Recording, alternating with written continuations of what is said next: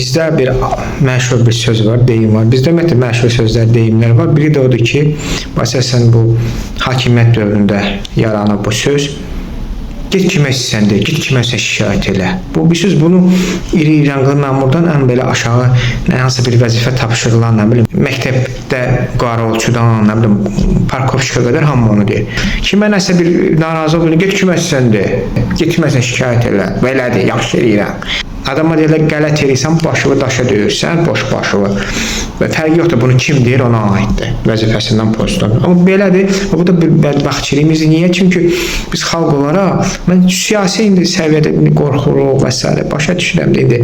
Ola bilər, hamı cəsarətli deyir ki, bu da bizim xalq olaraq, cəmiyyət olaraq, heç olmasa aşağı səviyyədə etiraz etməməyimizindir.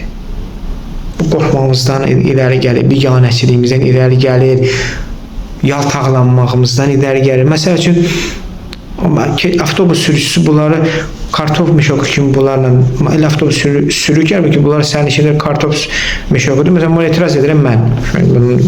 Dəfələrlə canlı şahid olmuşam. Həmən o sərnişinlər mənim tərəfimdə olmadı. Sanki nə sürücüdür də, gedək mənzilimizə çəkək, hissəndirim onu. İşin olmasın onu ilə. O yazıq neynəsin? Yəni, sonra belə baxıram, deyirəm, elə sizlə elə davranmağa yəqin ki, haqq etmişsiniz. Yəni, haqq etmişik. Çünki o kimə istəyirsən, getmək istəyirsən, deyil, kiməsən şikayət et. Bax, o deyənlərin, o üslubun, o davranışın biz xalq olaraq, heç olmasa aşağı sosial səviyyədə o deyənlərin ağzını cırmasa, ağzının payını verməsək, biz hansısa digər səviyyədə daha yaxşı yaşamağa layiq olduğumuzu ümid etməyək. Çünki buna layiq deyilik bu cür tavırımızla, münasibətimizlə.